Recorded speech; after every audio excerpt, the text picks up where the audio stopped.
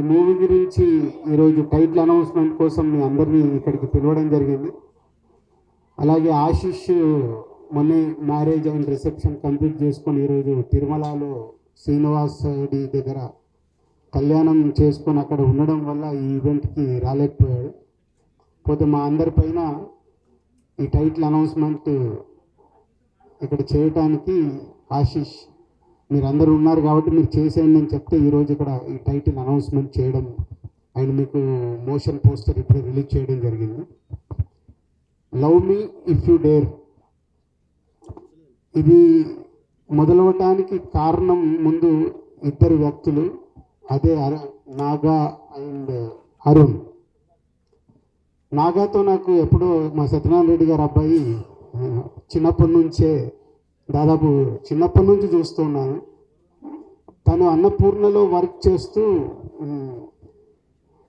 Script side అవి work చేస్తూ వాళ్ళ దగ్గర వర్క్ చేస్తూ ఉన్నాడు. సడన్గా ఒకరోజు వచ్చి సార్ నేను ఒక స్క్రిప్ట్ చెప్పాలి అని అడిగాడు. స్క్రిప్ట్ అంటే దేనికి, డైరెక్షన్గా అన్నా. కాదు సార్ ప్రొడ్యూస్ చేయాలి అన్నాడు. అదేంటి నువ్వు ప్రొడ్యూసర్ అవుదాం అనుకుంటున్నావు అంటే, అవును ఇట్లా నేను నా ఫ్రెండ్ ఒక స్క్రిప్ట్ చేశాం సార్ అది వినాలి అంటే, అప్పుడు అరుణ్ని నాకు ఇంట్రడ్యూస్ చేయడం జరిగింది. సో అరుణ్ అడిగాను ఏమేమి సినిమాలు చేసావని. నేను ఇప్పటివరకే సినిమా చేయలేదు సార్ అన్నాడు. మళ్ళీ నాకు బ్లాంక్. కానీ నేను ఇట్లా 3 నవల్స్ రాశాను సార్. సో నా ఇలా స్టోరీస్ మీద నాకు గ్రిప్ ఉంది సార్ అని. సో అప్పుడు నాగాకి అరుణ్కి నేను ఈ స్క్రిప్ట్ వినటానికి టైం ఇవ్వడం జరిగింది. సో మీ అందరికీ తెలుసు, నేను స్క్రిప్ట్ వినాలన్నా ఒక స్క్రిప్ట్ వింటే నేను దాంతో ఎలా జర్నీ చేస్తాను అని. ఆ స్క్రిప్ట్ విన్న రోజు ఈ love me if you dare నాకు ఎప్పుడో ఒక 20 years వెనకకి వెళ్ళిపోయాను.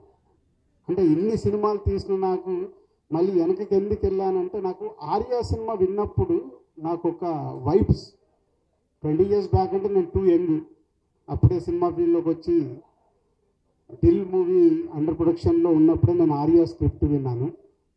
20 years తర్వాత ఒక స్క్రిప్ట్ నన్ను విన్న తర్వాత ఒక న్యూ ఏజ్ ఫిలిం నన్ను హాంట్ చేస్తూ ఉంది. సో వాళ్ళిద్దరికి అదే చెప్పాను, అంటే కొత్త వాళ్ళు బాగా రాశారు, ఎలా అనుకుంటున్నారు ఏంటి అంటే, మాకు బాబు సైలెన్స్ అమ్మా, సైలెన్స్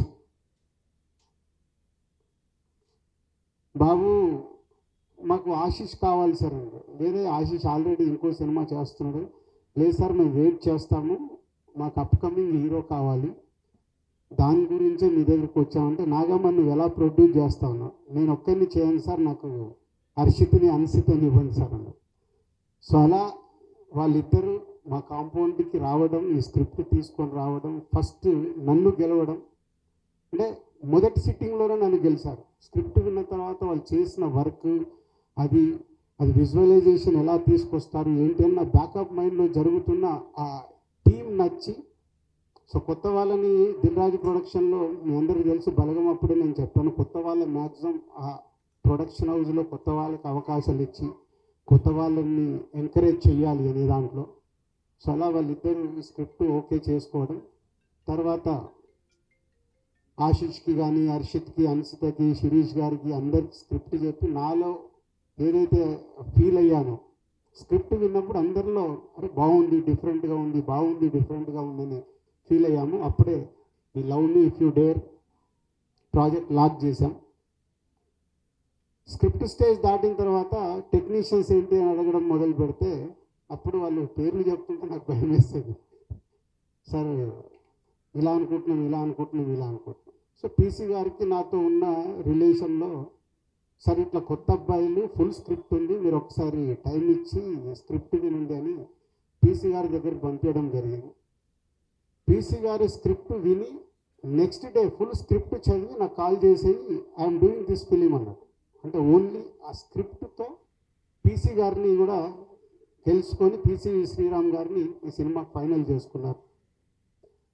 అలాగే మ్యూజిక్ గురించి డిస్కషన్ వస్తున్నప్పుడు మళ్ళీ కీరవాణి గారి పేరు చెప్పారు. కీరవాణి గారి పేరు నీకేమన్నా, నాకు ఇలాగే అన్నాను, నాగా ఏం ఆలోచిస్తున్నావు నీకు తెలుసా, బాహుబలి, త్రిబుల్ ఇలాంటి సినిమాలు చేస్తున్నారు. నెక్స్ట్ రాజమౌళి గారిది, మహేష్ బాబు గారి సినిమా ఉంది, నువ్వు కీరవాణి గారిని అంటే సార్ పీసీ గారిది ఎలా అయితే ఒక ఛాన్స్ ఇప్పించారో ఒక్కసారి మాకు అపాయింట్మెంట్ వస్తే చాలు సార్ అని నేను అడగలేదు. వాళ్ళే అప్రోచ్ అయ్యి కీరవాణి గారి దగ్గరికి వెళ్ళి కీరవాణి గారికి కూడా స్క్రిప్ట్ ఇచ్చి కీరవాణి గారు స్క్రిప్ట్ చదివి మళ్ళీ నేను అసలు మాట్లాడలేదు కీరవాణి గారితో, వాళ్ళే అప్రూవల్ చేసుకొని వచ్చి అగ్రిమెంట్ తీసుకొచ్చి సైన్ పెట్టమన్నారు. సో అలా ఈ ప్రాజెక్ట్కి కీరవాణి గారిని కూడా వాళ్ళే తెచ్చుకున్నారు. మంచి అమ్మాయి కావాలి, బేబీ అప్పటికే వైష్ణవి రిలీజ్ అయింది. రకరకాల అమ్మాయిలు అనుకుంటున్నారు వైష్ణవిని అడిగండి సార్ ఒకసారి అంటే నేను వైష్ణవిని అప్రోచ్ అవ్వడం, వైష్ణవి ఒకసారి స్క్రిప్ట్ చదివి ఎగ్జైటింగ్ ఉంది సార్ బట్ ఇంకోసారి చదువుతానని మళ్ళీ ఆఫీస్కి వచ్చి ఆఫీస్లోనే కూర్చొని ఫుల్ రీడింగ్ తీసుకొని రీడింగ్ అయిపోయాక నేను బయట నుండి వచ్చి సార్ ఐఎమ్ సో ఎగ్జైటెడ్ అని వైష్ణవి రియాక్షన్. ఎట్లా అంటే ఒక స్క్రిప్ట్ ఇంతమంది సక్సెస్ఫుల్ పీపుల్ని లోపలికి తెచ్చుకున్న సినిమా ఈ మధ్య కాలంలో ఇన్ని సినిమాలు చేశా, 56 సినిమాలు దగ్గరకు వచ్చాయి.